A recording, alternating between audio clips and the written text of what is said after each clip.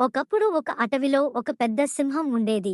అది చాలా గర్వంగా ఉండేది ఎందుకంటే అది అటవిలోనే రాజు. అన్ని జంతువులు దాన్ని భయపడేవి, కానీ సింహానికి ఏనుగులను చూస్తే ఎంతో అసూయ ఉండేది ఎందుకంటే అవి చాలా శక్తివంతంగా మరియు పెద్దగా ఉండేవి.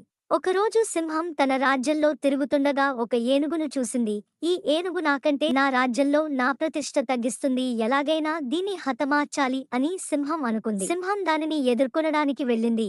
ఏనుగు, ఈ అటవిలో నేను రాజు, నా హుకుం పాటించాలి, నీ శక్తిని నిరూపించుకో అని సింహం సవాల్ విసిరింది.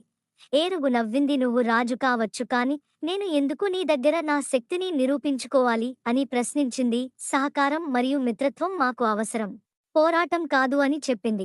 సింహం దీన్ని విని మరింత కోపంగా మారి ఏనుగుపై దాడి చేసింది.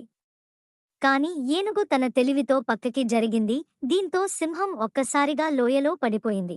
ఈ కథ నీతి ఏంటో తెలుసుకుందామా? ఎక్కువ శక్తి ఉండటమే కాదు, తెలివిగా ఉండటం కూడా ముఖ్యం. గర్వం మనల్ని నేలమట్టం చేస్తుంది, కానీ సహనం మనల్ని గౌరవంగా నిలిపివేస్తుంది. ఒక అడవిలో కుందేలు మరియు నక్క మంచి స్నేహితులు. కానీ నక్క చాలా కపటంగా ఉండేది. ఎప్పుడూ కుందేలును మోసం చేసే ఆలోచనలో ఉండేది.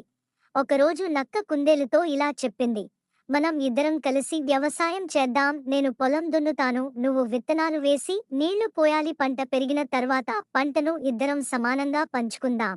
కుందేలు నమ్మకంగా ఒప్పుకుంది. నక్క పొలం దున్నింది, కుందేలు విత్తనాలు వేసింది, నీళ్లు పోసింది. కొన్ని నెలల తర్వాత పంట బాగా పెరిగి కోతకి వచ్చేసింది. నక్క చెప్పింది, మన పొలం పంటను పంచుకునే ముందు నీకు పైభాగం కావాలా లేదా క్రింద భాగం కావాలా చెప్పు. కుందేలు అనుభవం లేకుండా నాకు పైభాగం కావాలి అని చెప్పింది. నక్క వెంటనే ఎంచుకున్నది క్రింద భాగం. పంట క్యారెట్లు అని తెలిసి నక్క క్రింద భాగాన్ని తీసుకెళ్ళింది. కుందేలు కేవలం కాండాలు, ఆకు భాగాలతో నిరాశ చెందింది. ఆ తర్వాతి సారి కుందేలు నేర్చుకుంది.